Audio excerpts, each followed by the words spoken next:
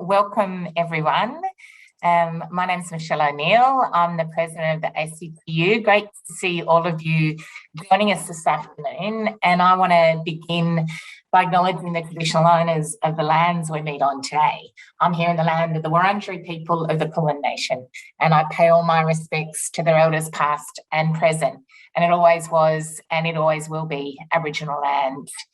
And this is the Climate Safety at Work Summit, and it's the part of the International Trade Union Confederation's Climate and Employment Proof Global Day of Action. So trying to make our workplaces climate and employment proof. And there's action happening all around the world today that this is our contribution to. I want to encourage you to put your name and your union you're from and the lands that you're on today in the chat and say hello to everybody. And of course, you can use the chat for comments as we go through, and there'll be some time hopefully later for some contributions as well. I want to explain a little bit about what we're doing today. As I said, it's part of a global day, and that's because unions around the world understand that climate change is an issue that affects every single worker, every job. There's not one industry or sector or part of the world that's not being affected by the dramatic impacts of climate change. And we wanted to help shine a spotlight on the efforts that unions are taking to address climate change in workplaces here in Australia. And of course, that's also happening around the world. And the other thing we want to do is increase the pressure on nations to up their climate ambition and their just transition plans in the lead up to COP26, which is happening in Glasgow in November, which is rapidly approaching. And we know that union members are dealing with the impacts of climate change in workplaces throughout the country every single day. And it's important that we understand the multitude of ways that climate change is already impacting on workers. Sometimes we get, and this is often done by the media, we get put into sort of pretty narrow boxes or small boxes around, what unions' interest is in terms of what's happening to jobs as a result of climate change. But what we've been doing and working on across our movement now for many years is realising the enormous long-term impact that climate change is having on every worker in our families and communities, and also on the jobs and increasingly the risks that workers are being put under. So we want to today really give you a sense of what are all those ways that the impact is happening for workers, but importantly, what unions are doing and workers are doing to organise in workplaces in response to climate change. And there's some extraordinary work and efforts and campaigning and activism happening around the country. We want to make sure that working people's voices are heard and are at the table driving policy changes and responses to climate change. We don't want this to be something that is imposed on us. We don't want to see the results driven by those people sitting around board tables or by government. We want to shape the result, shape the response, and make sure working people's voices are at the centre of that. I know that many of you are very active in this work, so I don't want to take up time telling you. We want to make sure we hear from you today. And I do want to let you know that we're recording the event, and that's because we want to hopefully use some of the audio and possibly even the video in upcoming work and campaigns and communication we're doing in the lead up to COP. If you don't want that, that's fine. Just put it in the chat and we'll make sure that we don't use any of your audio or video at all. So just stick a note in the chat and we'll not use it. And the other thing to tell you is that we've got Frances Leach from the ACTU with us on the line today, and Frances may use some of this content in putting together one of the episodes On the Job, which is the podcast that he co-hosts with Sally Rugg, and it's going to feature in one of the upcoming episodes. But again, if you don't want to be in that, just stick the note in the chat. So we've got some great people for you to hear from today, and we're going to start with a quick update on the climate science and the implications for workers. And I'm really pleased to be able to introduce Professor Leslie Hughes. And she is a distinguished professor of biology and Vice Chancellor at Macquarie University. And Professor Hughes has done research that's mainly focused on the impacts of climate change on species and ecosystems. She's a former Federal Climate Commissioner and former lead author in the IPCC's 4th and 5th assessment report. She's founding councillor with the Climate Council of Australia, a director of WWF Australia, and a member of the Wentworth Group of Concerned Scientists. We're really, really pleased to have you with us today, Leslie. Thank you so much for joining us. And if you've got any questions while you're listening to Leslie, put them in the chat, and then we've got any time at the end of her presentation, we'll go to those. Over to you, Leslie. Thanks again for joining us. Thanks very much, Michelle. Thank you for asking me. And I'm coming today from land of the Wallumattagal people of the Darug Nation in Sydney. I'm going to share my screen, show you a few slides. I'm going to move through fairly quickly because I'm under the gun for timing, but very, very happy to try to answer as many questions as I can at the end. Okay. So very, very quickly, what I'm going to talk about is a little bit about the climate that we've already had, something about the climate that we're likely to get in the future, and what some of the impacts of that climate are already and will be in the future on workers. You will probably all be aware that the IPCC released its most recent assessment report just a few weeks ago. The tagline of the report is that climate change is widespread, rapid and intensifying, and the head of the UN, Antonio Guterres, described it as code red for humanity. I'm going to show you a little graphic now as to why climate change is code red for humanity. This will show you for each of the countries in the world, they're arranged alphabetically, and Australia is halfway along that top row, what the temperature has been doing from 1900 till 2018, and then projected forward from there to the end of the century. The blue colours will show you the years that were cooler than average over that period, and the orange and red will show you the years that are warmer than average over the period. It'll take a few seconds to warm up, if you'll excuse that pun, but I think you'll see pretty quickly what's been going on. So let's get going.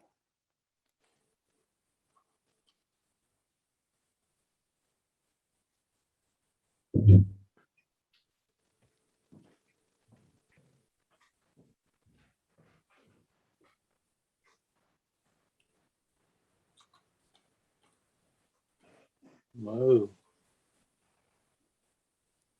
So that's the data to 2018, and now we're seeing projections based on a mid-range emissions scenario out to the end of this century. That mid-range scenario is not the most conservative and not the most extreme. It's the middle of the pack. But I think you can see that it doesn't matter where you are in the world, things are projected to get much, much hotter than they are today. Some stats on this: 2020 was the hottest year on record globally, with the previous 7 years being the hottest 7 on record. Australia has already warmed over 1.44 degrees since 1910, which is when we started measuring these things, as at the end of last year. For us, 2019 was both the hottest and the driest year. Temperatures in 2019 were 1.52 above normal, and we had a reduction in rainfall of about 40% across the continent. In that year, we had 3 times the number of extreme hot days as there were in any year from the previous century. And poor old Penrith in January 2020 had the distinction of being the hottest place on Earth at nearly 49 degrees. So why is rising average temperature an actual problem? Well, it's a problem for all of the reasons illustrated here in this slide. Rising temperature means that bushfire risk is increasing, bushfire seasons are lengthening and becoming more severe. We are getting major environmental damage, such as bleaching on the coral reef, which has happened 3 times in the last 6 years. And I should point out that the Great Barrier Reef employs nearly 70,000 people. Because the atmosphere is warmer and more energy, has more energy in it, it holds more moisture, and when rain does occur, it tends to come down in more intense bursts, increasing the risk of flooding. In terms of storms, cyclones are increasing in severity, and there's now real consideration for Category 6 for a cyclone designation. And along with increasing extreme heat and heat waves, we are getting longer, hotter and drier droughts across much of the country. That's just a little bit about what we've had. What will we get in the future? Well, in a nutshell, more of the same and accelerating. Global average temperatures are accelerating because emissions are still going up. At the present rate, we will hit that 1.5 degree mark globally by about the early 2030s, if not before. And partly that's because of the emissions that we've put into the atmosphere so far already commit us to more warming, even if we were able to stop emissions today. And that means, of course, more of all those things that I just talked about, increasing risks of more severe and more frequent extreme climatic events. So how will this impact workers and how is it impacting them now? Well, The Lancet in 2009 issued a special issue, the tagline of which is that climate change is the biggest global health threat of the 21st century. I'm just going to touch mainly on the impacts of bushfires and heat waves, and then briefly on mental health. So in terms of bushfires, Australia's already experienced one of the greatest increases of fire risk of more than 100 countries around the world over the last 2 decades. The Fire Danger Index, which is the measure used by emergency services on a day to assess fire risk, has been going up very rapidly. There has been a 22% increase in the annual average days of population exposure to bushfires in Australia in the last 3 years compared to earlier in the century. And in New South Wales in 2019, there were nearly 103,000 person days of exposure, which is the highest of any year ever measured. And smoke during the 2020-20 fires recorded hazardous rating levels of 10 times the standard. Those fires burnt 28 million hectares. They started in late winter in July and they burnt right through till January 2020. 18 million hectares is about 3 times the size of Tasmania. And they had enormous impacts. 34 people lost their lives directly, but on top of that, there were over 400 excess deaths because of the interaction of smoke inhalation with existing chronic diseases. There were more than 4,000 more hospital admissions than you would normally expect, including more ambulance call-outs, and at least 8 million Australians, a third of the population, were affected by smoke. It's now counted as the most costly climate-related disaster in history, with quantifiable costs approaching 100 billion. But of course, that does not take into account all of those costs that are much less quantifiable, such as long-term impacts on communities and long-term impacts on mental health. What about extreme heat and heat waves? Well, you'll be surprised by some of these figures, but extreme heat and heat waves kill hundreds of thousands of people. In Europe in 2003, for example, 70,000 people are thought to have died as a result of a 3-week-long severe heat wave. Similarly, Russia, 2010, 56,000 people dead. In Australia, we've seen a 37% increase in what's called the excess heat factor, which is a measure of heat stress just over the past 20 years.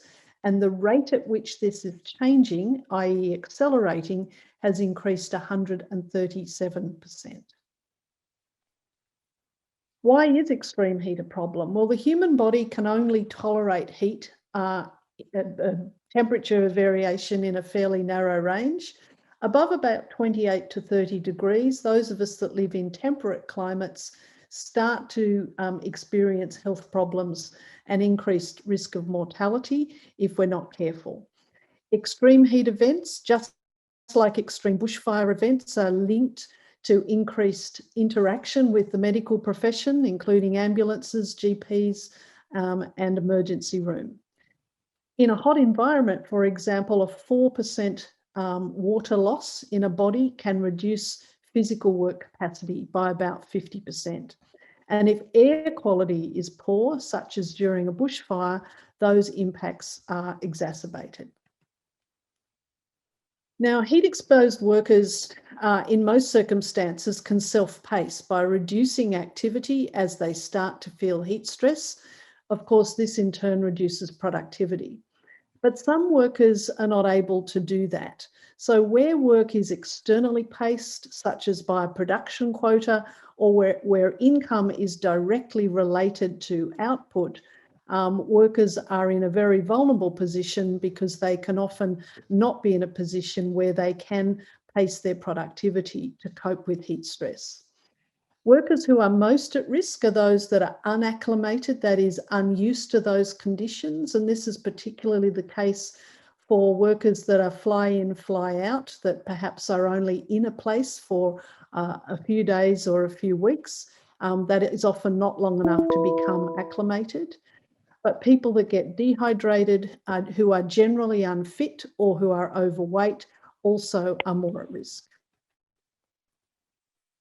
This is one paper showing that in some data from 2013-2014, extreme heat increased absenteeism and reduced work performance with an annual cost in Australia of about $900 per person. There are other papers that show very similar results. People who are most at risk include the people illustrated in this slide. So emergency services workers, outdoor construction workers, outdoor farm workers, people like bicycle couriers and those that are exposed on hot roads, and people who are working outside in the mining industry. These impacts can be exacerbated by the need to wear heavy protective clothing, which can protect you from some hazards, but also increases the heat load on the body. They're also exacerbated in urban areas due to the urban heat island effect, because urban areas can be several degrees hotter than surrounding countryside during a heat wave. The frequency of extreme heat events, as I indicated before, is increasing in Australia. That last bar there is 2019. And in fact, extreme heat and heat waves have killed more Australians than all other weather-related events combined. Heat waves are thought of as a silent killer. They don't leave scars on the landscape like a flood or a storm or a bushfire. They are far more insidious and therefore more dangerous than that. Here's an illustration. In the Black Saturday bushfires in Victoria in 2009, there were tragically 173 deaths. But in the week before those fires, nearly double that number of people died as a result of heat stress in the southern states. Looking ahead, here's just a couple of projections with the average number of days above 35 degrees in Western Sydney predicted to increase possibly fivefold by 2090, with 50-degree days in Australian capital cities such as Sydney and Melbourne being relatively common on current trajectories by mid-century. So that's heat, and I just want to very briefly mention mental health. This is some interesting research that was published a few weeks ago and highlighted in a Conversation article indicating that Australians are actually 3 times more worried about climate change than COVID. And this in itself is part of a mental health crisis. When we are on top of COVID, climate change will still be with us and will be a far more serious and longer term health issue. I wanted to highlight Sharan Burrow here, who's become an absolute warrior for climate action, former chief in the ACTU. She is often quoted as saying, "No jobs on a dead planet." And I've taken the liberty of adding the word safe there. There aren't any safe jobs on a climate changing planet either. So my last couple of slides, we are in a climate emergency. It's not just a slogan, it's a fact. Our physical and biological world is transforming before our very eyes, and we don't have a lot of time to get on top of this. What we do between now and 2030 in terms of emissions reduction is absolutely critical to our future. So every fraction of a degree matters, because every fraction of a degree of increased warming is doing us harm. Every year that we delay getting on top of this matters, because the mountain of cumulative emissions is getting bigger all the time. So every choice that we make, whether in adaptation or mitigation of emissions, is very, very important.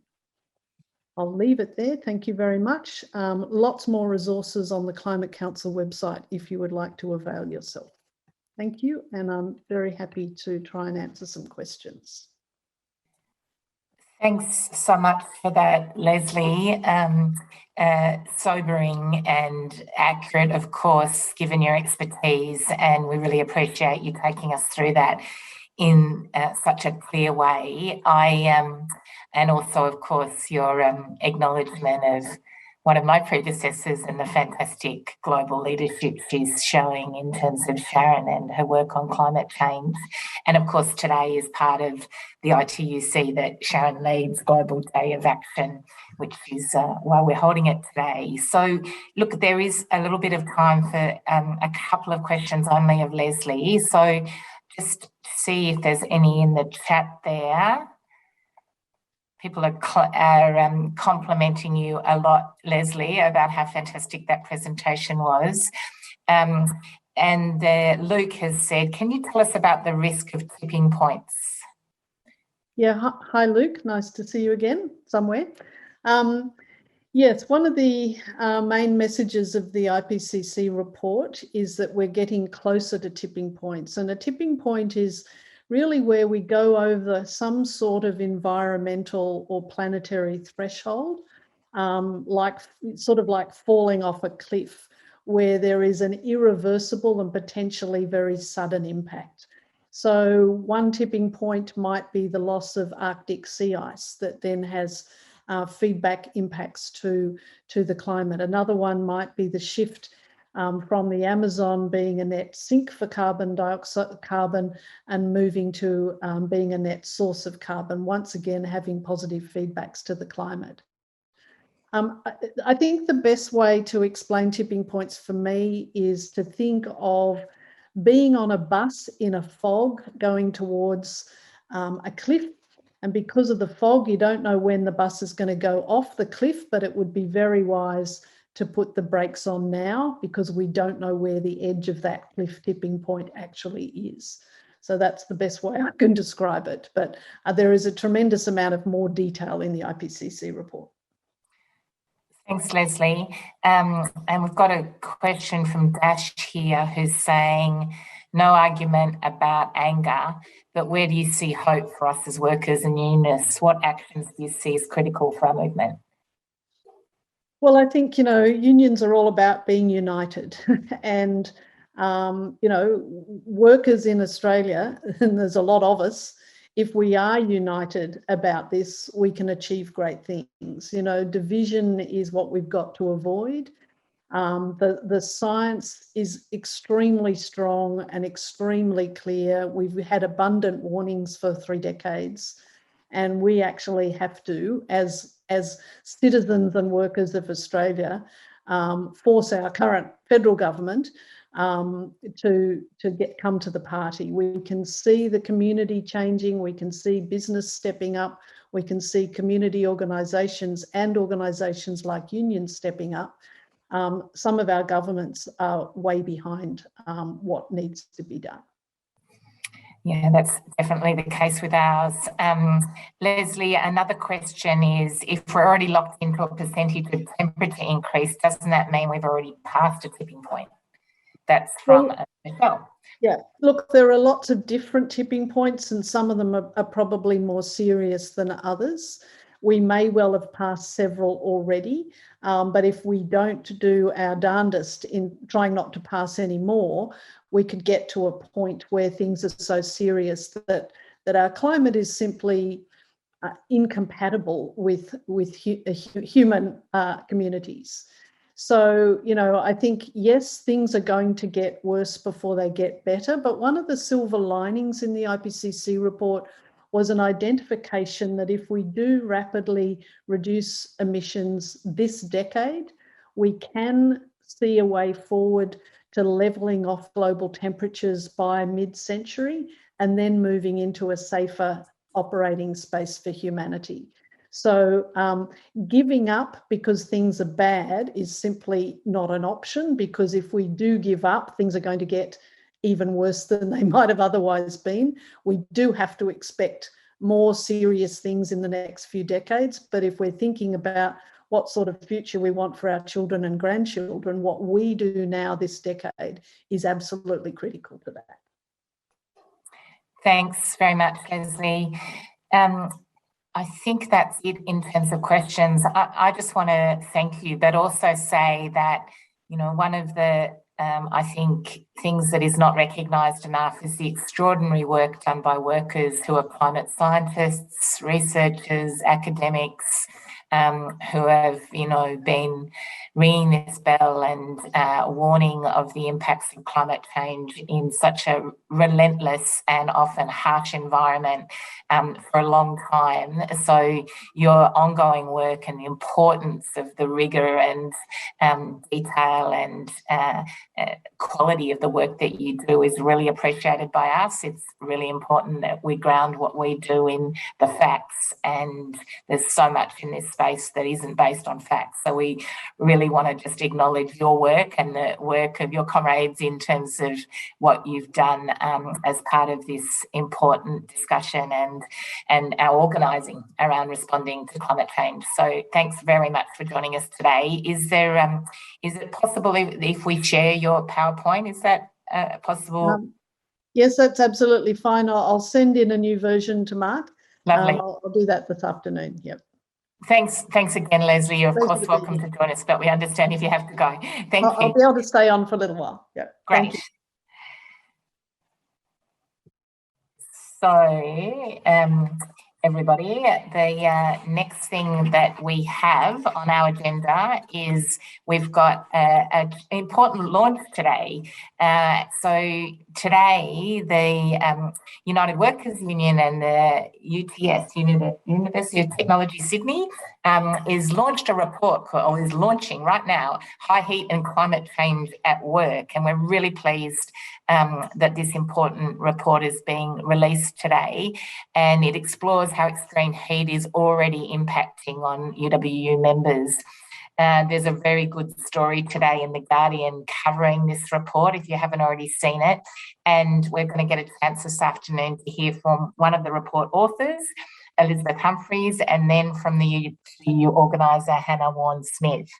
So welcome, Elizabeth and Hannah. And Elizabeth is going to start us off. She's a political economist at the University of Technology, Sydney, and an associate for the Centre for Future Work at the Australia Institute. Elizabeth grew up in Werribee in Melbourne and is interested in how work can be made both more equitable and safe.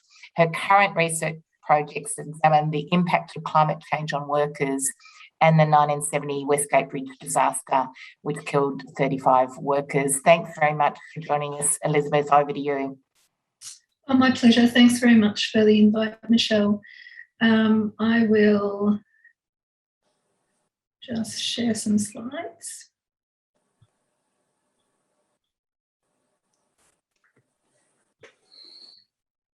So I'm zooming in from Gadigal lands, the Eora Nation in Sydney, and my co-author of this report, Freya Newman, is also here today.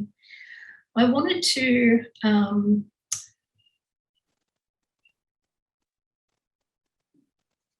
is it showing you the slides properly? Sorry. Okay, great. Sorry, it's there, Elizabeth, but it's not the full screen. There we are. Okay. Great. So this research report that we're releasing today is sort of the culmination of the last year and a half of speaking with and surveying United Workers Union members. UWU members in the Allied Division work in quite a diverse range of industries: home care, as teachers' aides, in utilities, manufacturing and transport. And the coverage is quite diverse. So in the Northern Territory, it also includes firefighters and paramedics, for example. That's one reason we wanted to work with the UWU, is because it gave us access to really diverse range of experiences related to heat stress. We asked workers how they're experiencing and how they're trying to manage high heat conditions in the workplace, what their views on the relationship between climate change and workplace heat is. We also asked them about the impact of COVID-19 and the 2019-2020 bushfire seasons on workers. There's some really growing and excellent research on the sort of health and epidemiology of to do with heat stress and extreme weather. This project was particularly focused on how do workers actually talk about these things and their experiences day to day. And so I just want to start off with a few quotes from workers. So this one worker was saying, "It's quite terrible. You drink way more water, you're forced off the line, which puts pressure on you to work harder, which makes you sweat more and then tires you out. Essentially, it's just an all-round lose situation because you're hot, you're overheated, stressed, and incredibly sweaty." Another worker, "They've got a lot of stuff in writing saying if it's an extreme day, we'll rotate people and everyone will get an extra 5 minutes break each hour, but that's rubbish. It just doesn't happen. You know, they say you can do it, but we just haven't got the manpower to be able to do that." In relation to COVID-19, one worker told us that wearing a plastic apron, face masks, eye protection and gloves makes you sweat profusely, causing dehydration, fatigue and headaches. It's impossible to work without higher risk of causing an injury, and I can't perform at an efficient level of competence. And one worker told us about her thoughts on climate change generally. "I think we're incredibly lucky because of that La Nina thing over the last summer. I think we've got some horrendous summers to cope with in the future. Yeah, I'm concerned about it for sure." I think that really speaks to the level of stress that Leslie was just mentioning about both what people are experiencing now, but also what's going to come in the future. These are the key findings from the report. So of the about 800 members surveyed, on hot days, more than half were affected quite a bit or very much, so almost 60%. Just over 30 were somewhat affected, and the people who weren't very affected at all were less than 10%.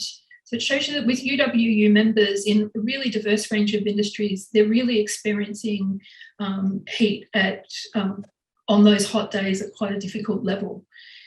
Many of the workers told us they lack access to adequate cooling controls at work.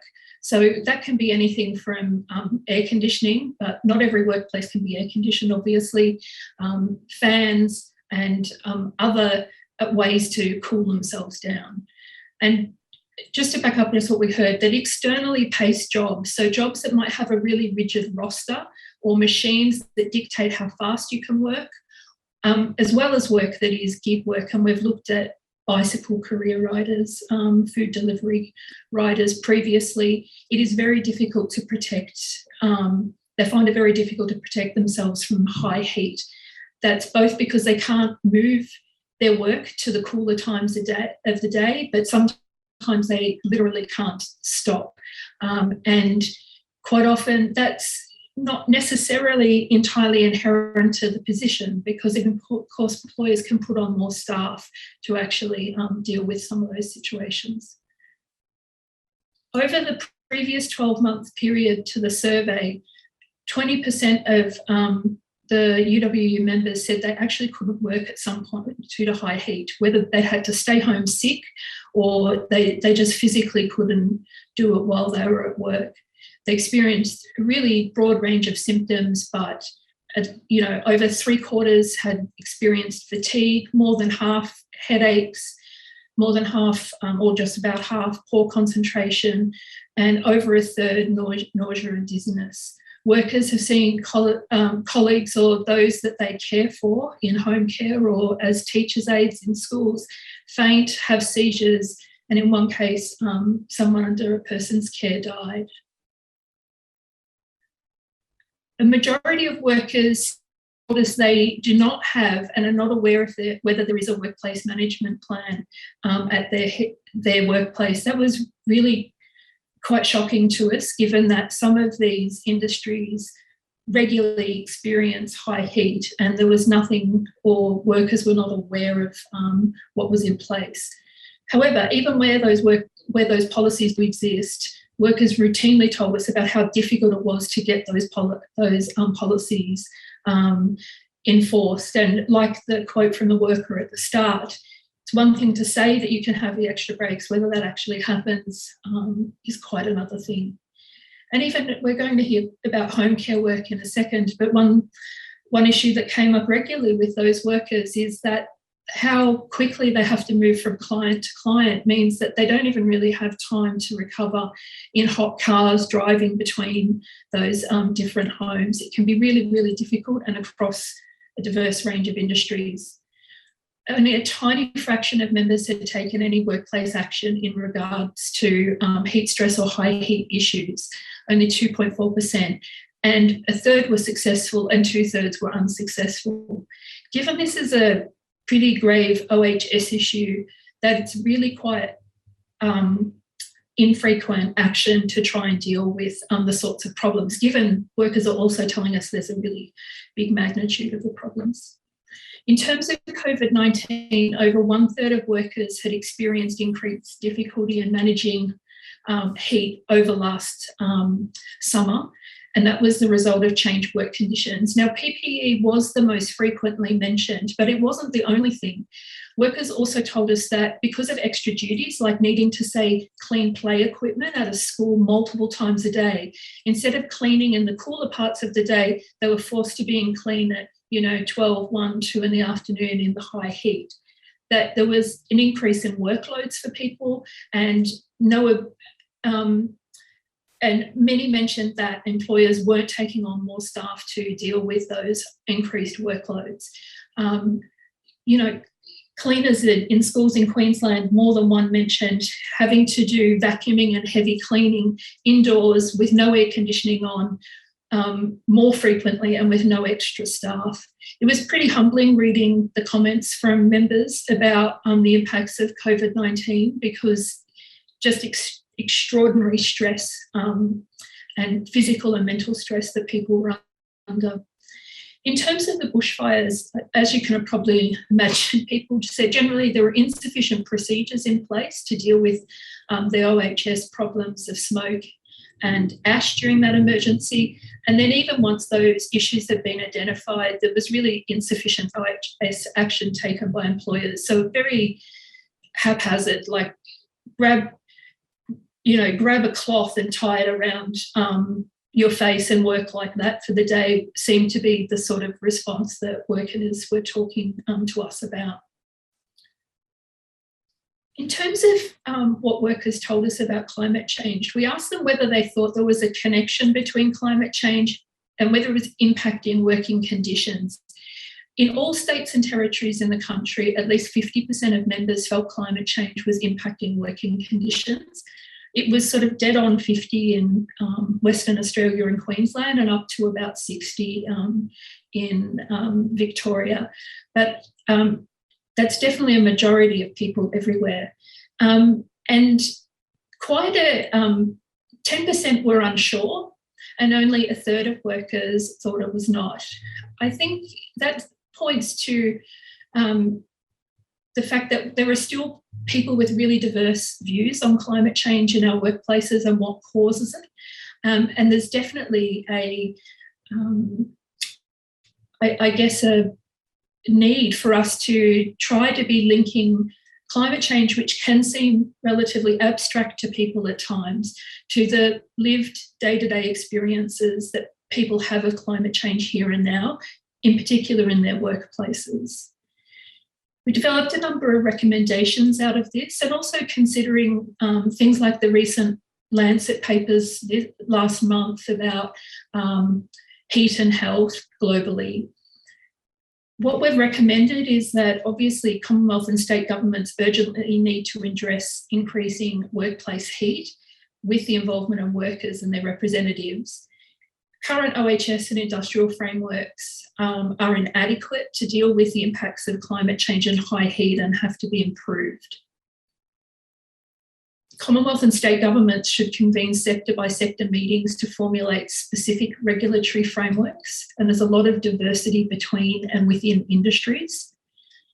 There needs to be, we need to abolish restrictions on bargaining and make sure workers really can bargain around climate change in its current and future impacts in the workplace.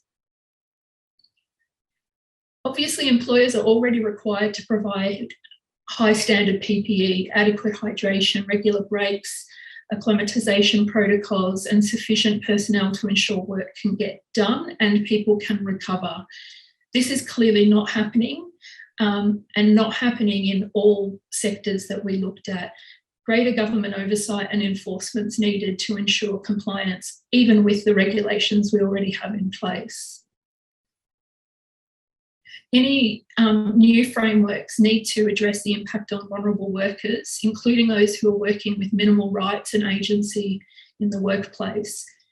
Workers, and this comes more broadly from some of the research we've done, workers in casual labour hire, on-demand and temporary migrant working arrangements must be afforded greater protections to ensure health and safety, but also a fair income maintenance when they need to take breaks or work more slowly. As you can imagine, UWU members working on farms, picking vegetables and doing that kind of work, and people delivering food to, lockdown Sydney and Melbourne, need to work more slowly the hotter it is.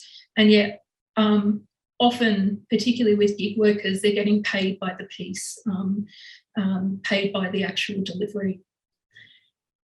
And in terms of what research we feel needs to happen from here, there needs to be a national, thorough, diverse industry study to map the problems in attempting to manage the impacts of extreme weather. And we need to explore workers' experiences of high heat, their perceptions of climate change, and how extreme weather impacts might inform organising strategies. For us, it's one thing to explain the science of climate change.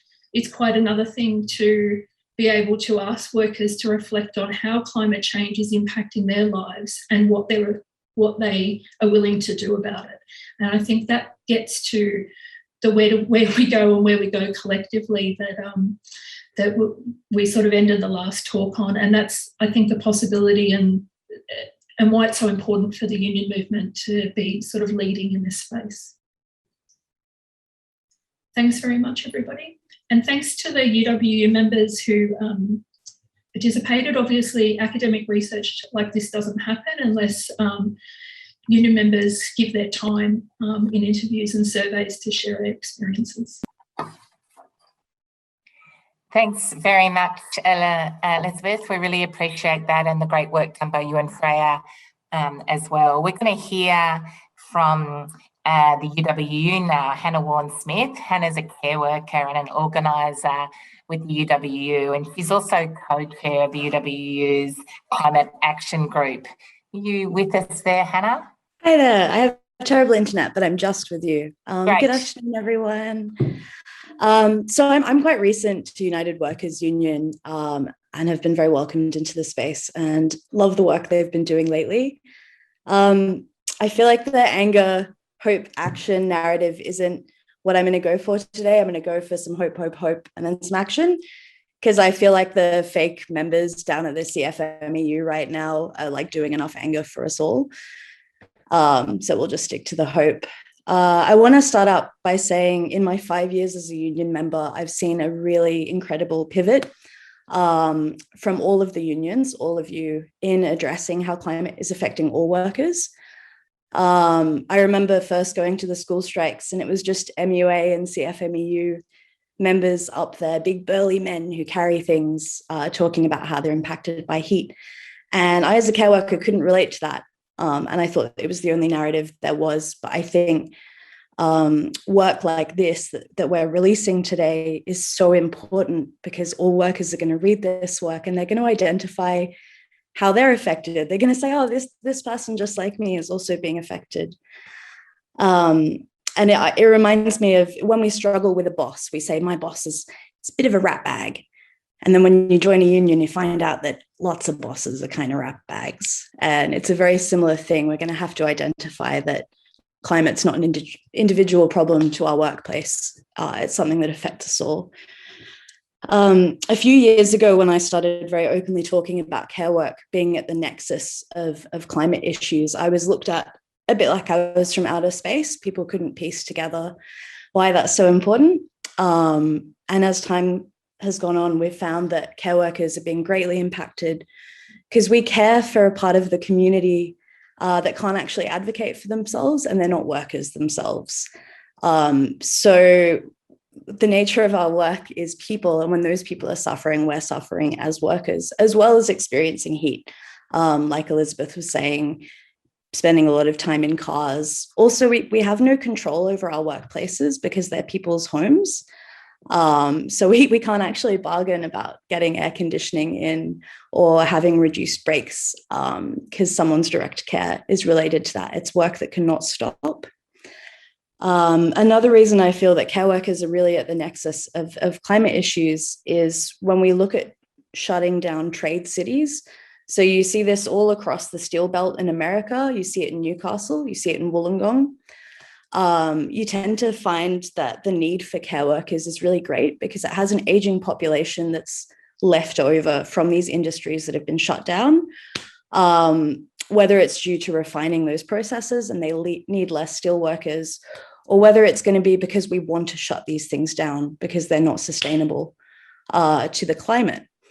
So in that way, we're going to need care workers in all of these sites, and it's really important, as well as seeing an increase in people with long-term kidney issues.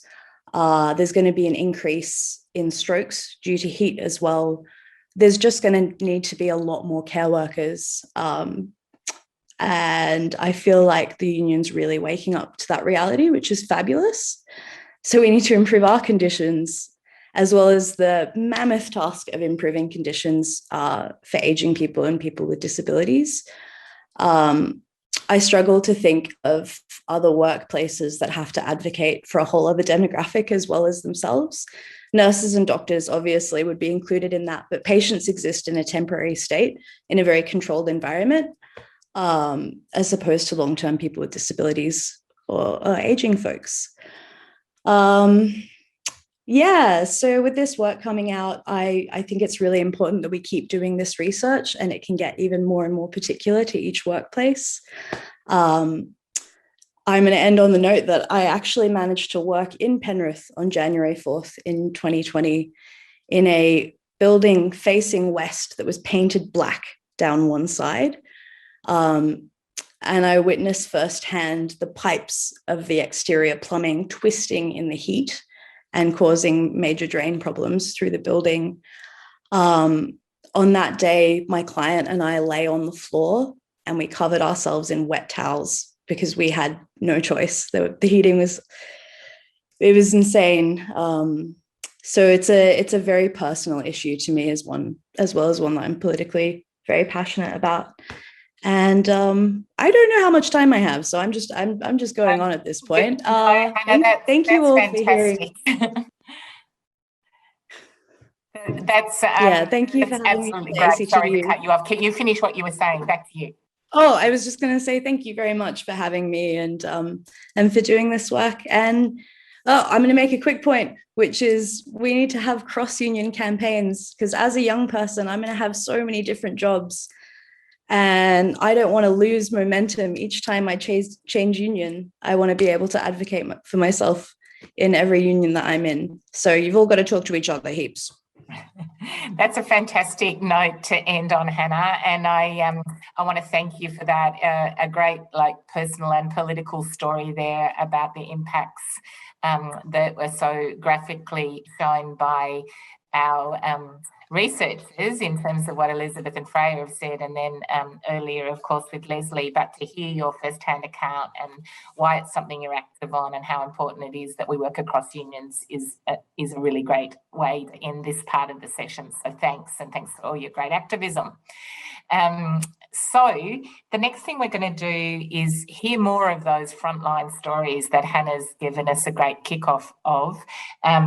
We want to hear about from affiliates about how climate change is already impacting on so many union members and sectors and industries, and the steps that unions have been taking to respond to that. And we've got some of our climate action group, and I sort of said at the beginning that the ACTU has a committee, which is our climate action group, that involves a large number of affiliates who are very active in that work that coordinates what we do nationally. And also this event is co-hosted with our health and safety committee as well, which is also a really active committee of the ACTU, and the intersection between those two bits of work is really clear from what we've been talking about already today, and great to have all those committee members from both of those committees with us. So we're going to start with Justin Timmins.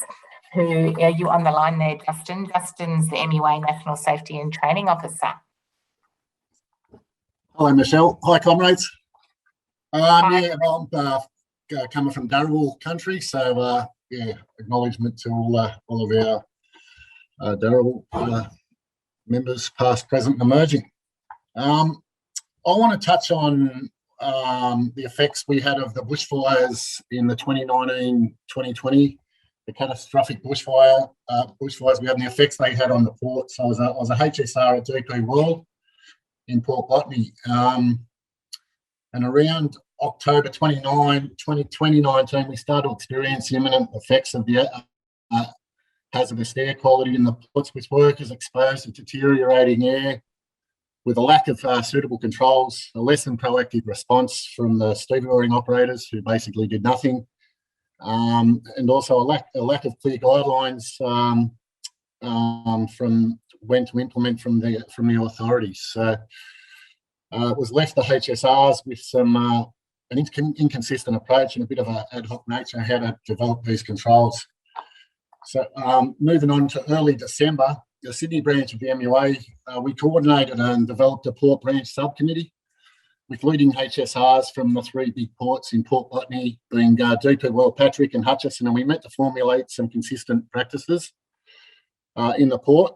And with great assistance from Penny Howard, a National Research Officer, who, along with some of the information she gathered for us through meetings with professors in appropriate fields, the HSRs were able to develop a bit better understanding of particulate matter. And we had a crash course on the effects of PM 2.5, which is how bushfires is basically measured. And PM 2.5, just for instance sake, is 2.5 micrometers in diameter. Human hair is about 100. So very fine particle, obviously easy to ingest, and it was starting to affect our workers in the port. So with this knowledge and the first aid data from everyone with everything from sore throats to obviously breathing difficulties and everything else in the ports, the HSR, we implemented some controls for workers in them exposed areas in the mainly sort of heavy duty stuff on the ship, slashing and whatever strenuous work. We implemented controls around when the air quality got to poor and very poor, with rotational systems and moving out of them high sort of impact areas. And we're able to do this through the use of an app called an Aerator app. It was developed through the University of Tasmania. It gave us a more up-to-date sort of time frame of the air quality that was going on. It didn't come without losing a little bit of bark to try and get these control measures put in place. The employer we put us on 418 orders for illegal industrial action, even though you could barely see or breathe outside at this stage after we'd met and formulated these controls and implemented them. So the regulator had to be engaged, and Safe Work agreed the controls were appropriate, basically. So there were some ongoing difficulties there. Moving forward to sort of now 2021, where we've seen some backburning and burn off. There has been another couple of employees in the ports trying to, presenting some industrial obstacles with trying to use the framework that the department sort of supply us around the general advice and recommended action, how you deal with bushfire smoke. So the department's advice is put into two sections: sensitive groups or everyone else. And in them sensitive groups, it's health, lung issues, or people over 65 or young infants. So a lot of these employers are trying to classify us workers as everyone else. And in that everyone else category, when the air quality gets to poor and very poor, their guidance is avoid outdoor physical activity if develop symptoms such as a cough. So this is what the workers are presented with. Like I said, ongoing industrial obstacles. There's no consideration into any of these guidelines how workers are able to deal with this bushfire smoke and the hazards that it presents them. The MUA is continuing to work with the DPIE, New South Wales Health and Safe Work to try and get some assistance in implementing some controls that are consistent guidance for workers, not just off a 1 hour ambient sort of general public guideline, which some of the employers are trying to use. And it's a little bit of an ongoing thing, but there has been a whole lot of work going on in the background, which we're continuing to undertake.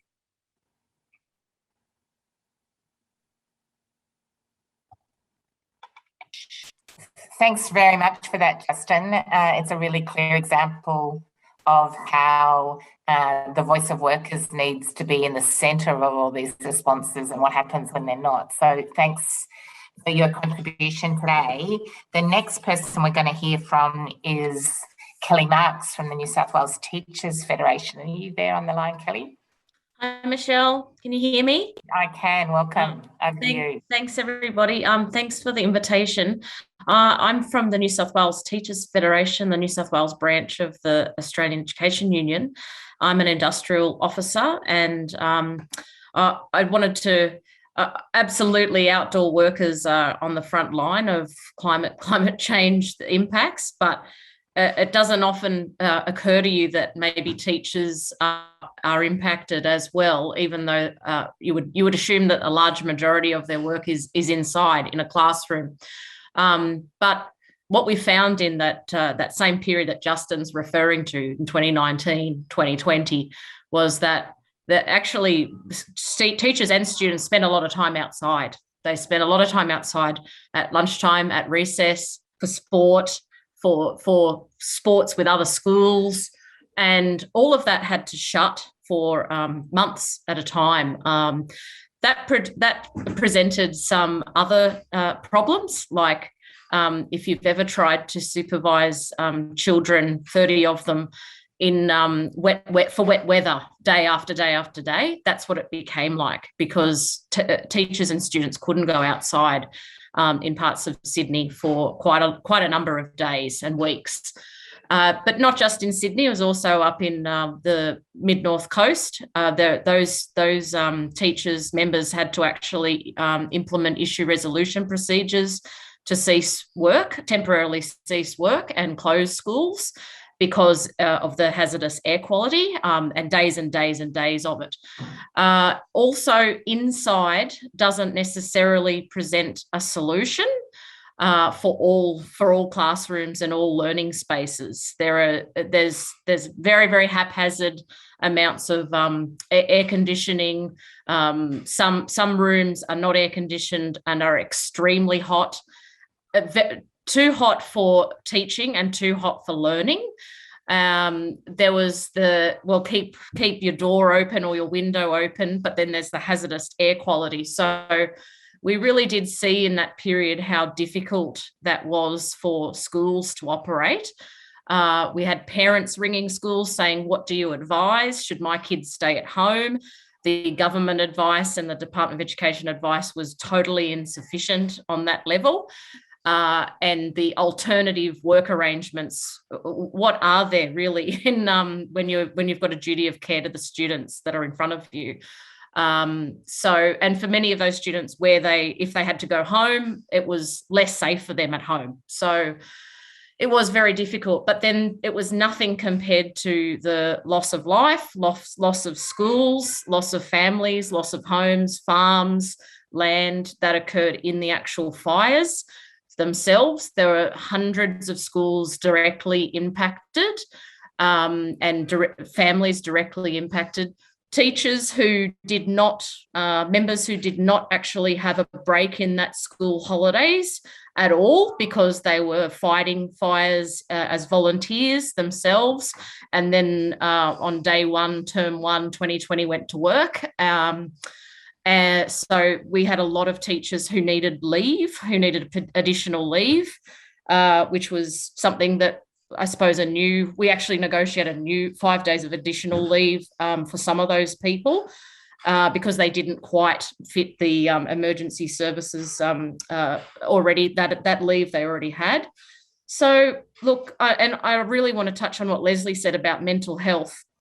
Even though it's nearly 2 years ago for some of those people, the mental health of the staff, the teachers that were directly impacted or indirectly, and the students, it just continues. A lot of them, and the anniversary is a very traumatic event as well. It's hard to know. So schools have to manage that, whether or not to really acknowledge the trauma, but there is certainly still ongoing trauma. And that has not helped. COVID has just magnified those problems because there's been long periods, of course, where they've been away from their school, and that's where they've actually felt quite safe and quite normal. Their housing hasn't actually gotten back to normal. Some of them are still in temporary housing. So they're working from home. Logistics are almost non-existent. So yeah, it's I guess the Federation acknowledged this was a huge issue for our members straight after the fires by making a new position of a climate emergency coordinator to really talk closely with members about their experiences. And it's, we've got a long way to go to get some action, but certainly work health and safety is the biggest one, and talking to school infrastructure as well. Thanks very much, Kelly. That's really important to hear about the impact on teachers and, of course, teachers' assistants and other staff working in our education system, and also the work that you're doing. And you're so right, of course, to think not just about the immediate impact, but the long-term and ongoing mental health impacts are significant as well. I also just want to call out, they weren't able to be with us today, but Unions ACT have done some really great work about smoke and air quality, really following on from after the bushfires too. So some great work happening there. The next person we're going to hear from is Taylor Rundle from the Australian Workers Union. Have we got you on the line there, Taylor? Yes, we do. Thank you, Michelle. Welcome. Thank you. And thanks, Mark, and everyone else who has spoken. It's been a very interesting summit to hear about the way that the science intersects with all the work that we're doing as unions to look after our workers. So I work at the Australian Workers Union, and there are many ways that climate change has changed the conditions and safety of our workers in many different fields. We have a fairly broad coverage, and so the examples come from many different locations. One of the key ones is around aluminium smelters, which are undoubtedly very hot places, and they also draw on a lot of electricity. So during summer months where there's peak demand for air conditioning and electricity in the suburbs, these smelters, so for example, the Tomago aluminium smelter in New South Wales, will shut down for periods of time to provide their electricity to take away their draw on the electricity on the grid and make sure that that's available for home users. And that obviously has an effect on workers who aren't able to work at the time. Construction sites are another big one. So days that are above 38 and, depending on how flexible or inflexible bosses are, maybe going up to 40 degrees, workers are pushed out of sites are closed and workers are not able to continue work safely. And then even our workers who are working outdoors. So we cover greenskeepers at golf clubs and cemeteries and botanic gardens and so on.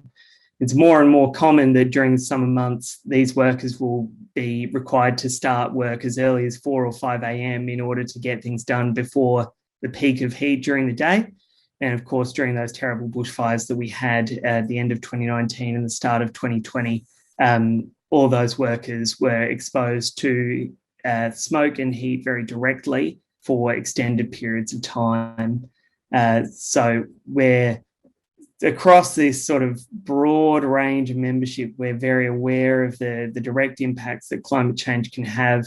And just to echo some of the previous comments that have been made, this is definitely an issue where there is a lot of common interest between unions, and it's very important for us to show solidarity with all workers, whether they're care workers, whether they're making steel, whether they're working on construction sites, and know that there is a way for us to proceed where we can manage these risks and make sure that Australia is doing something meaningful and valuable about climate change while also maintaining these critical industries.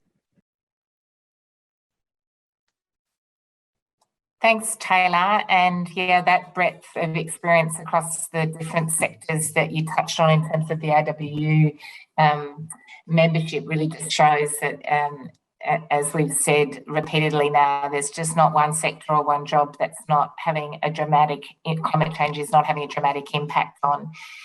We're going to move into the public sector to hear a bit now from the CPSU. We've got Katie Higgins with us. Katie? Hi, thanks, Michelle. Hi, Katie. Welcome. And thank you. Thanks, everyone. This has been really interesting. I'm on Darug land, so I'd like to pay my respects to the traditional owners today.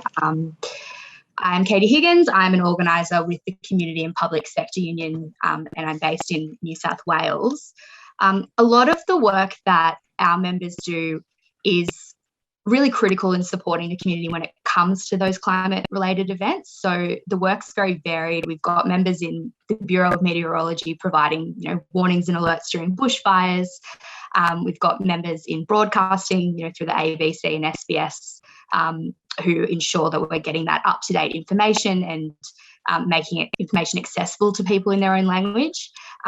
Today, I want to talk in particular about our frontline members in agencies like the NDIA and Services Australia. Climate change does and will continue to exacerbate these existing inequalities, and agencies like these are really an anchor of support for vulnerable communities during these times of crisis.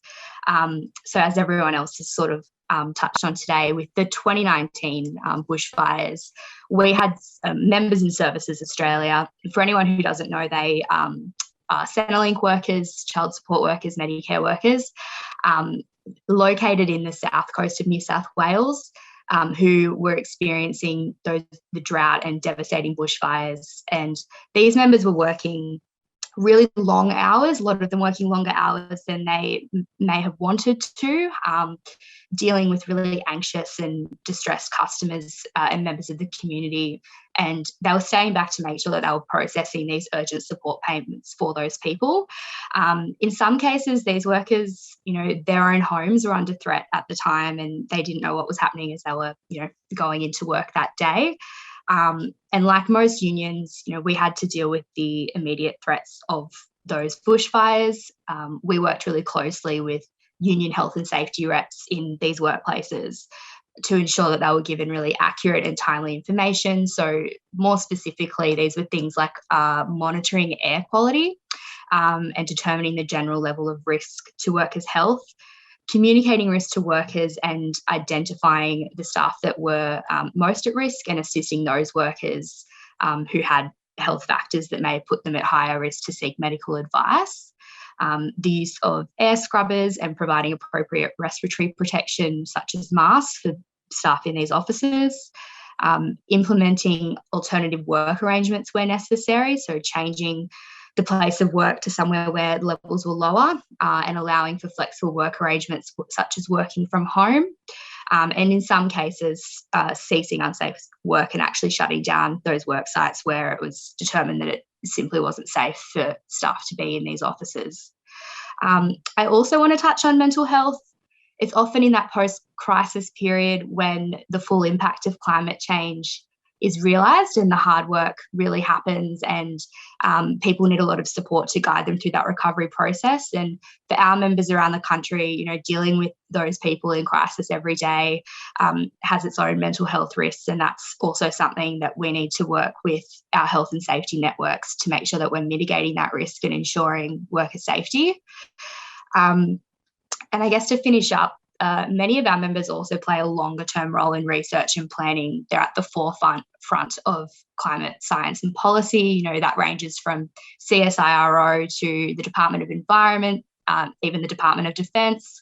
And their work has become increasingly difficult because of the highly politicised nature of climate change. So we've got staffing and funding cuts putting extreme pressure on those workers. You know, since being elected, in the coalition government's total budgeted expenses for public sector departments who deal with climate change have been cut by over $3 billion a year. So the public sector has a really key role to play in preparing for and responding to climate change, and that institutional infrastructure needs to be rebuilt if we're going to meet our international obligations. We also want to see the public service leading by example, and we want, you know, a commitment to net zero emissions in APS workplaces. Thank you. Thanks, Katie. And again, such an important note you ended on there, like, you know, how outrageous that in the midst of this climate crisis, we've got a federal government that is cutting the funding from the public sector agencies and departments that we rely on and who should be leading the way in terms of setting example for the private sector. So, yeah, great work and advocacy there in the CPSU. Next, we're going to hear from the Australian Services Union, and I think we've got Rob Potter, National Secretary, on the line. Are you with us, Rob? Thanks, Michelle. Yep. Glad to see everyone today. I'll touch on local government and council workers, but also if I could just briefly speak around the SACS industry, airlines and energy and distribution of electricity. First off, with local government and outdoor workers in particular, the road construction gangs, particularly in regional parts of Australia when dealing with asphalt and other hot mix, are constantly suffering the effects of heat exhaustion. You know, effectively at the moment, all councils can do is to provide some sort of PPE type of process. Natural disasters, and I was really pleased with the opening presentation because quite often we don't talk around natural disasters enough, and that is that the severity of them and the increase, our council workers have seen the full effects of that, because council workers, being the locals in the towns when these events occur, are often the first ones to react and respond. So they'll be out in the middle of the night trying to clear trees from power lines, etc. In particular, also in relation to fires, it's often, particularly in regional towns across Australia, it will be the local council workers who will actually utilise earth moving equipment to run rings around bushfires, getting rid of fuel, just trying to hem it in while we wait for SES and firefighters to arrive. In relation to storms, and I did mention it a bit, but the fallen trees and infrastructure damage that occurs after storms, it can be incredibly dangerous, but also creates a huge workload on council workers, and in particular parks and gardens workers. In relation to floods, one in particular item that's now occurring when we're seeing actual severe flooding occurring more often and at a more severe rate is that the water and sewerage, and in particular the sewage treatment works, they were designed in eras whereby they predicted a certain level of water flow and flooding to occur and have the actual ability and the infrastructure to hold that up. What's occurring recently in these times is that the actual treatment work, and this is a pretty shitty story to tell, but it's literally shitty. They're just not coping with the amount of flooding that's occurring, and you're actually having raw sewage spills, and our council guys are having to go out and clean it up with the obvious concerns in relation to virus and disease spreading, as well as the other putrescities that exist. Just touching on that planning and development of infrastructure, also the planners within council who are approving plans and developments, they're under constant change and also dealing with, I guess, for want of a better word, irate ratepayers who aren't getting their development plans through if they haven't taken into account sea level rising and also making appropriate applications with the requirements to do with water, flood and heat. Other than that, in relation to the social and community service sector, I appreciate others have already touched on the increased mental health aspects that do occur in that. And again, our members are at the front line in trying to deal with that. The energy and distribution sector of our membership is constantly under pressure in trying to provide that secure grid, and a big shout out to the AWU in what is pretty terrible standards where we've got to shut down industry quite dangerously just to maintain a secure grid for the transmission of electricity. And in relation to airlines, it's something that's not touched on enough, but next time you get on a plane and have a look outside, the tarmacs around Australia, particularly in heat waves, are one of the hottest areas of the towns. You'll have airline staff out there ushering people on with extreme heat, and often not being provided hats, etc., because they blow away when the planes start up. So I'll leave it there, but really appreciate the summit and looking forward to the next steps. Thanks, Rob. What's really this thread that I can hear in everyone's contributions is just that breadth of, blue collar, white collar workers working outside, workers working inside. This sort of extraordinary web of impact that we're seeing climate change having on workers, and you're doing a great job unpacking all of that. Thanks, Rob. The next person we're going to hear from is Peter Colley from the Mining and Energy Division of the CFMEU. I can see you there, Peter. Welcome. Thanks, Michelle. And yes, I'm speaking from the land of the Gadigal people, and I pay my respects to the traditional owners and elders past and present. Mining workers are one of the categories that Leslie Hughes' presentation identified back at the beginning of this forum about outdoor workers most exposed to climate change risk. Has to be said, mining always takes place, or mostly takes place, in harsh and remote locations, and there's always been extreme weather, but the extreme is getting more extreme and more frequently extreme. And it's imposing various stresses. During the bushfires, the big bushfires of coming up to 2 years ago, many mines were shut down due to poor air quality, low visibility. Mines frequently do close due to cyclones and flooding. And it's interesting, I suppose a key point of my presentation here is the way this interacts with industrial relations law and basic working conditions and trends in those. When we lose production, permanent workers generally are not stood down, but casual workers are. So casual workers lose their pay when there are extreme weather events. And in the mining industry, we have at least 30% casualisation. In various parts of the mining industry, it's more than 50% casualised. And it didn't used to be the case, but what we've got is the trend towards casualisation interacting with extreme weather, global warming, to cause basically increased losses to working people just in the area of pay.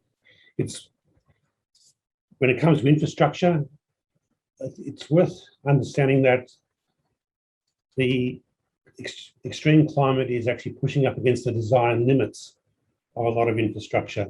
So you do have power lines that are in trouble, but you also have rail lines that are in trouble. Rail lines wash out during floods, but they also buckle in extreme heat. And so right across Australia, we're going to be facing problems with infrastructure that is not coping with the extremes of weather. The other industrial relations trend is about long working hours. Working hours are standard at 12 hours in the mining industry, but often up to 13 hours with hot seat changeovers. Extreme heat interacts with long working hours to create a higher fatigue risk. And so that's actually becoming more of a problem. Fatigue's always a big issue in mining, but in the interaction with weather is causing more problems. What are we doing about it? Many mine workers individually are members of rural fire services. We've put a lot of work into fighting on the industrial relations issues, so around casualisation. I think people know that it was this union, that Mining and Energy, that took the Rosato and Scheme cases, had victories on the permanent casual rort, but then lost it in the High Court and also lost it due to federal government legislation. Around fatigue, union rosters at unionised sites tend to have equal time rosters, averaging 42 hours a week for 7 days. But the non-union sector is where you have the worst rosters. So you have 14 days on, 7 days off, and worse. And that's where you get the extreme working hours and extreme fatigue made worse by climate change. So I suppose my message here is that traditional union struggles around industrial law and working conditions are a way that you actually build resilience and preparedness for changes in the weather. But I'll leave it there. Thanks very much, Peter, and really important to draw those links about insecure work and casualisation, and who are the first to see not just the impacts in terms of the health and safety impacts, but the economic and industrial impacts of how climate change is affecting industries and jobs and sectors. So really important links there. Thanks again for all your work and contribution. We're going to go to the AMWU now. Andrew Detmar, have we got you on the line? Maybe not. So, can't see him there. Okay, we'll come back if Andrew appears. But Ros Morgan from the ANMF, Mark is... Yep, so I've just got a video. Ros couldn't be here today, but she made a little 2-minute video for us, so I'm just going to share that. And while we're Mark's getting that up there, if you'd like to make a brief, if you've got a question or I want to make a brief comment, just put your yourself in the chat, and I'll actually put your hand up, and I'll deal with the hands being raised after we've heard from Ros here. Can you see Ros there, Michelle? I can. Yep. Okay, good. But we can't hear her. So that's a shame. No sounds yet, Mark. Okay. I'll work on that. Maybe go to someone else, Michelle. Okay. If you can pull it down then, Mark. Yep. Great. So just check one more time that we haven't got Andrew Detmar there. Okay, so there's a chance we've got a little bit of time here to hear from those of you who are participating and might like to say a few words about what's happening in terms of your workplace or work and your union's response.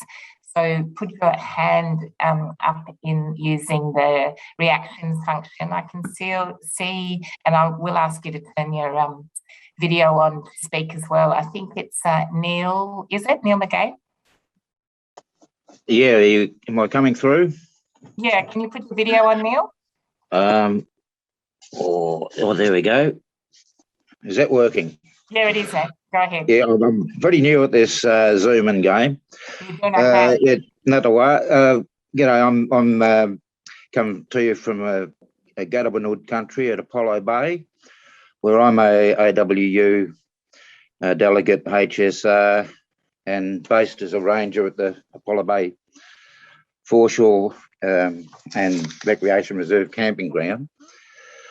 On a local level, one of the considerations in emergency situations is if we were under an Ember attack, the likelihood of CFA being able to attend here are pretty small. And having been a CFA member in the past, they'd probably be on the edge of town defending there. So I'm pushing for everybody in the workforce to be trained in the use of basic firefighting techniques, and if they're safe and able to do so.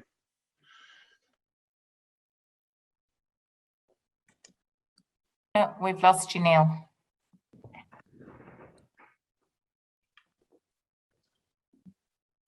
Oh, sorry, Neil, but we can't hear you and we've lost your sound and your picture there. I'll definitely come back to you because it's important to hear your contribution there, but I think you just need to have a refresh maybe with your coming in and out might fix it. So while we're waiting for Neil to get back on the line, I can see we've got other members of the Climate Action Group and the Health and Safety Committee on the line too. Is there others that would like to make a really brief? And Andrew's there now as well, Michelle. Ah, well spotted, Vanessa. So I've gave you the call, Andrew, and I understand Andrew Detmar from the AMWU on the line now. Yep. Great, Andrew, over to you. Sorry, I just had to attend to a personal matter. What would you like me to contribute on? There's been such sorry, Andrew. Yes. No worries. You don't need to, mate. I thought you wanted to say something about the impact on AMW members that you're seeing and what some of the things the union has done in response, but I can easily go to somewhere else. No, that's fine. So I'm very happy. I thought that might have been the case, but I just didn't want to go waffling on. I'll stop you. It's okay. Yeah, okay. No, that's good. I mean, it's our relationship. So in terms of climate change, I suppose there's a range of impacts. The first and most obvious one is in workplaces where extreme heat has now become almost unavoidable in a large number of workplaces, and also in places where that extreme heat never or rarely would be a problem. What we've noticed is that there are a number of workplaces now where they're organised, where our members are demanding the usual amenities when the heat gets too high. But of course, the frequency and the fierceness of those days has become far worse. We of course also have employers pushing back, as you'd expect, and as we all know, on this hookup, the issue of casual and temporary employment exacerbates people's lack of rights, and they're not able to exercise them effectively. But there are other elements to it as well, where not only are we having those issues that arise in those workplaces with extreme heat, but we've also got a number of places where employers are effectively trying to sort of take the issue to workers as something that is their problem. And it really is of great concern that we don't have capacity to get to many workers as we used to. And I think that part of the problem then is exacerbated by the fact that the workplace relations, the Fair Work Act and what have you, is so limited in providing us with access. Of course, health and safety requirements are much better and clearer, but every time we attempt to use them, they attempt to then roll them back and just basically professionalise them to say that only an inspector can exercise those rights. And so for us, climate change is impacting on in a range of areas, as I say, not just in terms of extreme heat, but a number of other areas. It's for us.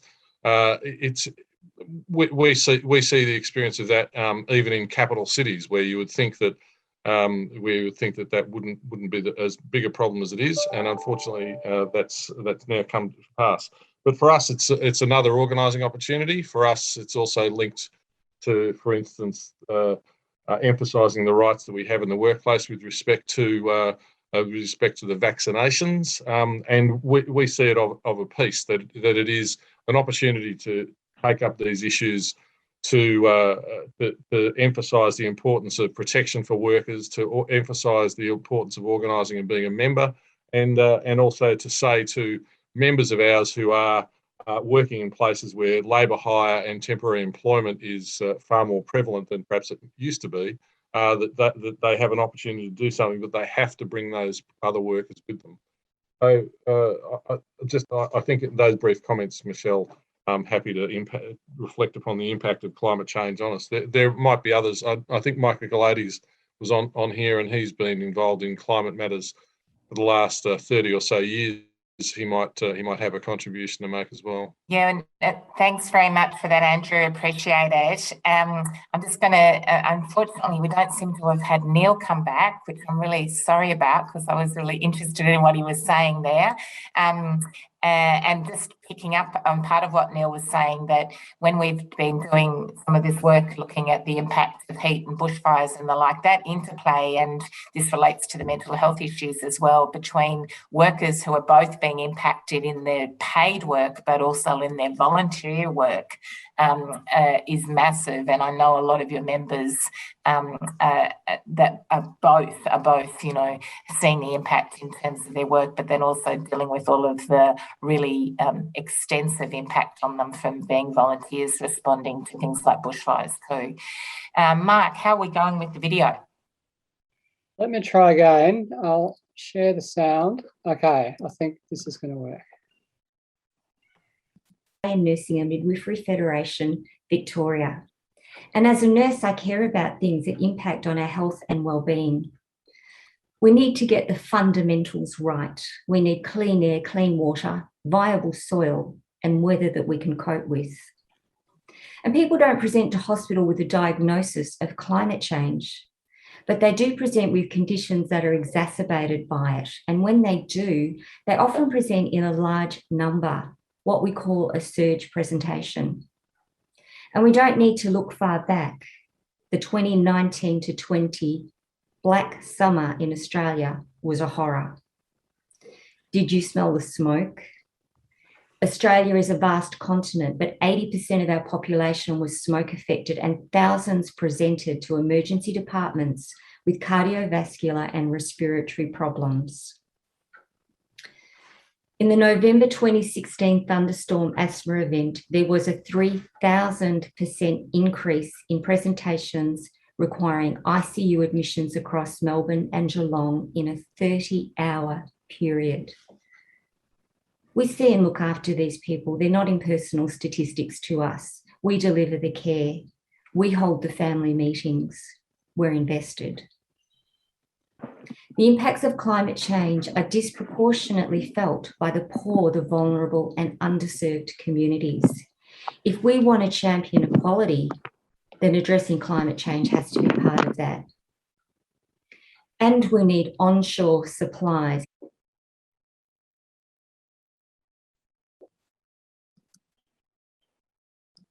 Maybe just hit the And we need onshore supplies. In COVID, we've seen this mad scramble for PPE, ventilators, pharmaceuticals. We need a safe environment and secure jobs. The future isn't written yet, but what we do next will write it. Pollution will get worse with further exacerbation of disease, or we can make choices and changes that support a clean environment, promoting health and well-being, not only for us, but our children and grandchildren. We want a safe environment with secure jobs. What's not to love about that?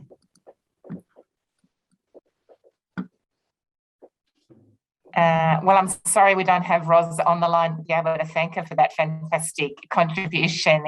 She was so spot on, and how shocking those figures about that asthma event and what our health workers and nurses are dealing with in response to climate change, but also that really important link about how it's people who have the least. It's the equity issues that are so critical and is part of our thinking about our response and why it's urgent for a better world. I'm going to go to Danae from the VPHC. Hey Michelle, hey comrades. And I feel crap that I have to follow Ros. We should just all do exactly as Ros says. It's a general rule in life. Do as the nurses tell you to do, and you'll make it. You'll get there. And I just wanted to build on the stuff. A lot of this being talked about the air quality, but the point I just wanted to add into that is when we went through the fires and the air quality just crumbled across the eastern seaboard across Australia. The Victorian unions got together to put together our own air safety standard, and I think the important point to make there is that we couldn't wait. We tried to, we engaged with some of the local government agencies around this, and they weren't moving fast enough to be safe for our members. And so we actually had to take it into our own hands at that point and say, this is the safety standard. And it was inconsistent. It was inconsistent between states. I remember New South Wales had a different level to Victoria, and they were measuring it at different times of the day, different hours. There was inconsistencies around when it was measured and what was going to be determined to be a safe level of air quality. And so I think it was really, what was really exciting is how quickly the unions moved, and it was a unified, concerted effort across the Victorian union movement to say this is what the safety standard's going to be, and workers are going to take this matter into their own hands if it's not safe. And so I think we really have to be, I think that's an example of how we can be on the front foot about making sure that workers are safe on this issue, and we don't need to wait to go through the 2-year-long process with governments to determine what's going to be a safety standard for workers. So I just use that as an example for we can move quickly and we can make sure workers are safe, and we can set the bar for that too. That's a fantastic spot to end this section on, Danae, and a really great example of how us acting fast and acting collectively and leading the way. So we're going to move on from our stories from the front line, but can I just say that was an extraordinary group of contributions that gave us such a breadth of what's happening across our movement, both in terms of impact, but also what we're doing as far as organising and fighting back. Thanks everyone for that.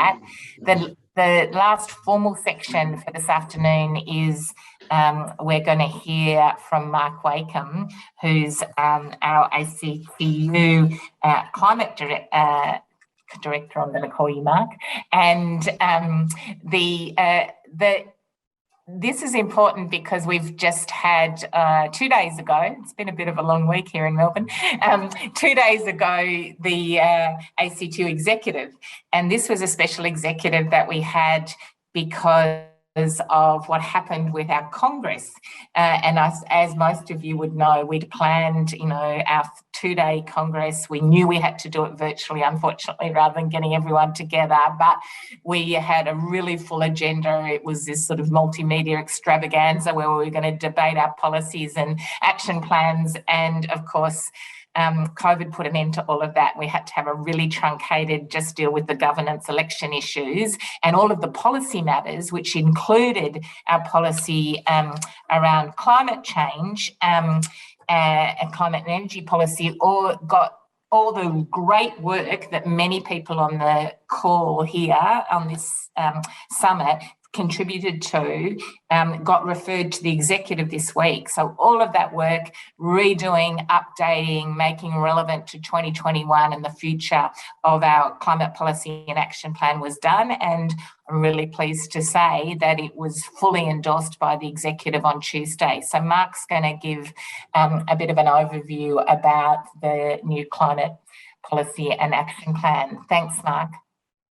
Thanks very much, Michelle. And thank you, everyone, for sharing such an extraordinary range of stories. That was really powerful, really important that we are talking about climate change in our own language, about the way that it's impacting us and our members in their working lives, and not just their working lives, in every dimension of their lives. So yeah, as Michelle said, it was a really good achievement that the ACTU Climate Action Group had been working on the climate and energy policy for almost 12 months. It was a fairly substantial update / rewrite of the previous Congress policy. And there was a real sense of cooperation and collaboration and willingness to work through some of the difficult issues as well, because there are many of those in the climate space. But where we've got to is a policy which will be on the ACTU website shortly, but it will be with national secretaries and will be being shared through affiliates in coming days. But that really is a call for climate ambition and a just transition. And as well as the Congress policy, we also developed a very brief action plan for each policy area. And so I'm just going to show you 2 slides from the action plan, which highlights what we believe in. So this, I guess, now looking forward a little bit, we've been really focused on the climate impacts. Now, what are we going to do about stopping climate change and ensuring a just transition? So our core beliefs are that it's in the best interest of Australian workers that Australia and the rest of the world act with urgency. And that will both reduce the impacts of global warming, but also ensure that we're not left behind as the world shifts to low emissions goods and services. It's really important that workers and their representatives are heard by governments when they're developing climate and energy policy, and it's a step that's often forgotten. We believe that Australia's lacked national leadership and policy on climate, particularly in the last term of government or terms of government since 2013. We need much stronger leadership and policy from the federal government, and we have all the tools that are needed at our disposal to stop climate change and support a just transition. We also believe that as we develop new low carbon industries, we need to ensure workers have the skills these industries need and build on workers' existing skills. We also need to make sure that new jobs are good jobs. And we've heard a lot about the intersection between the plague of casual jobs and insecure work when it comes face to face with climate change and really exacerbates those impacts.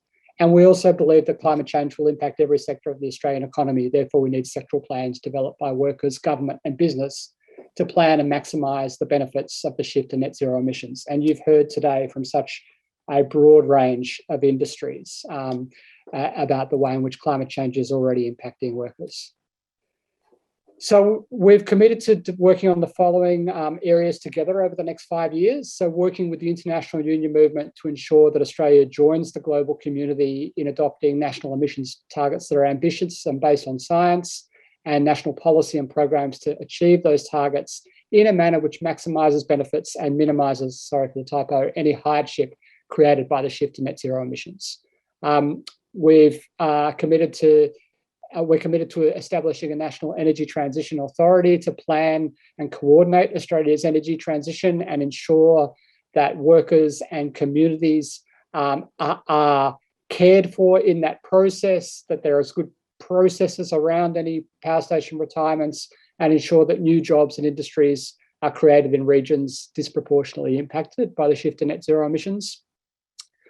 We're committed to working together to ensure that new low carbon industries are built on sustainable foundations by providing secure and safe unionised jobs with fair wages and conditions, ensuring that Australia is at the forefront of industries that are emerging to solve the climate crisis. And we'll talk a little bit more about that in a moment.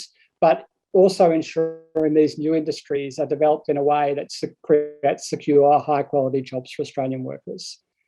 Again, ensuring that workers' voices and union perspectives are incorporated in climate and energy policy as it's developed, and supporting workers to take collective action in their workplaces to minimise the workplace impacts of global warming and to drive emissions reductions and environmental improvements in the workplace. So that's the 5-year work plan that was developed by the Climate Action Group, and that it's our collective responsibility to deliver over the next 4 or 5 years. And of course, we're now moving into what will be a very busy period in the lead up to the Conference of Parties, happening in Glasgow in the first 2 weeks of November, where we expect to see a further escalation of the commitments that are being made by most countries around the world, leading to sort of increased ambition, and hopefully that collective ambition of all of the countries around the world starts to add up to what is required to actually meet the objective of the Paris Agreement, which is to limit warming to 2 and as close as possible to 1.5 degrees, which will require all countries around the world to increase their ambition.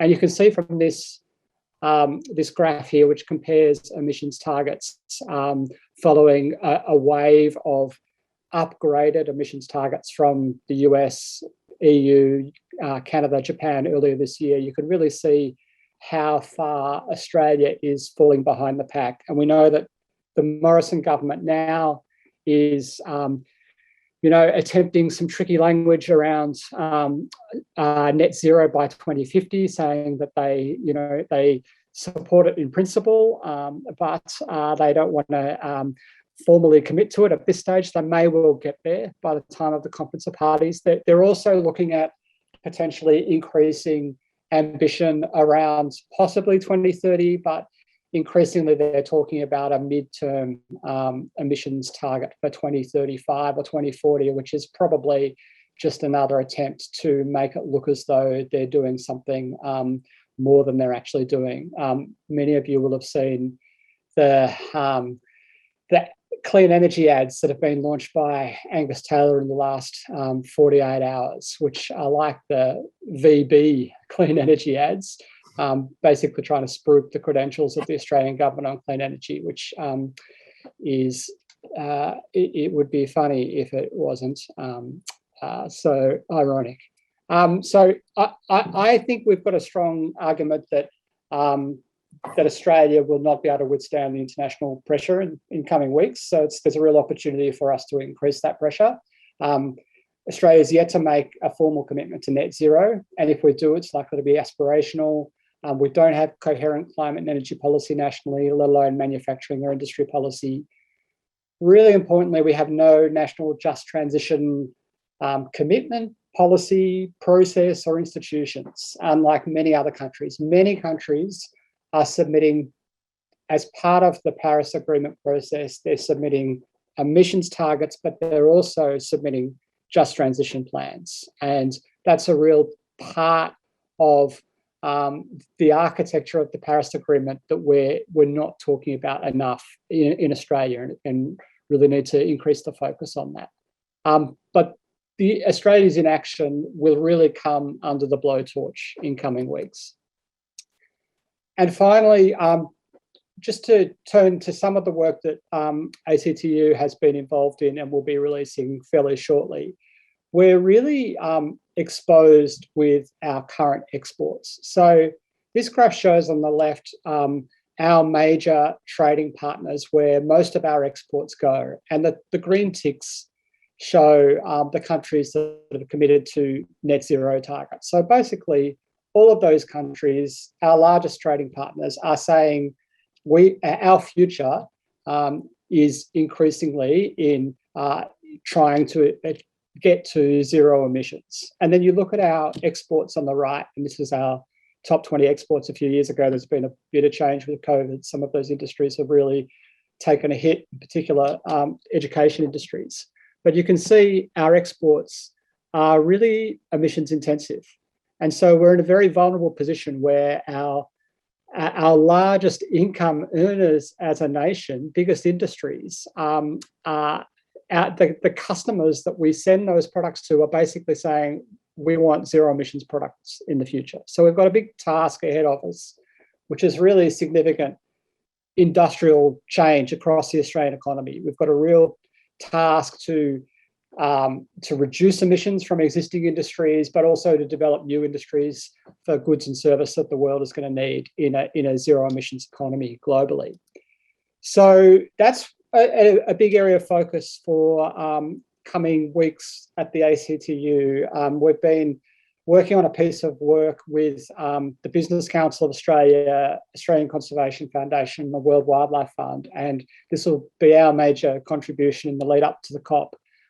In mid-October, we'll be releasing some analysis which shows that there's really big opportunities for Australia in taking big steps forward in developing clean energy export industries. And we outline in particular 6 opportunities around hydrogen, around green metals like steel and aluminium, if we're producing them using renewable energy, critical minerals that are going to be needed in products like batteries and electric vehicles, battery manufacturing, education and communication technology, education services, and also information and communication technology exports. So really disparate range of potential industries that could provide up to 380,000 new jobs in the next 20 years. So keep a lookout for that. We'll be briefing Climate Action Group members next week on that research. We'll be working to ensure workers' voices are heard in the public debate in the lead up to COP, and this session today was a part of that. And as Michelle explained, we'll be using some of the stories that have been told today in communications efforts over the next few weeks. And I just wanted to also remind you, many of you are already aware of it, I've promoted it through your unions, but we have a petition to the Prime Minister calling for more ambition in the lead up to the COP meeting in Glasgow. We'll be delivering that sometime in coming weeks. We've got to land how we actually do that. It's pretty hard to deliver a petition in these times, but we will. ACTU and Trades Hall, who have been working with that on, are committed to delivering that petition. So we'd love you to give it another push in coming days and weeks. I'll leave it there. Thanks, Michelle. Thanks, Mark. If you could just pull down the screen. Great, really great overview and of that work, and thanks again to everyone who was part of developing the new policy and action plan. And you can see also from that last few slides from Mark how far down the track we are in terms of making sure that our contribution is leading the way around some of these issues to do with our ambition, but also in terms of Australia and what the government needs to do, but also what's possible in terms of the creation of good union jobs in renewable energy in the future. So we are coming towards the close of today's event, and I just think it's been fantastic. Thank you so much to everyone who's been on the line, all of those of you who contributed in terms of speaking, and those who've been really active, I know, in the chat and listening in. It gives me heart really to be part of a discussion like this, where we've got so many unions across really the whole of our movement coming together with such an enormous amount of passion and unity about this issue and what we need to do together. It's fantastic work, comrades, and it may be, and we know it's really clear that our government lacks ambition in terms of reducing emissions, but there's no lack of ambition in terms of the organising and activism of the union movement in response to climate change and what we need to do together. So thanks again. Stay safe, every one of you. Stay strong, of course, and we look forward to more great work together with all of you in the future. Solidarity, comrades. Thanks. Thanks, comrades. Thanks, everyone. Cheers, everyone. That was great.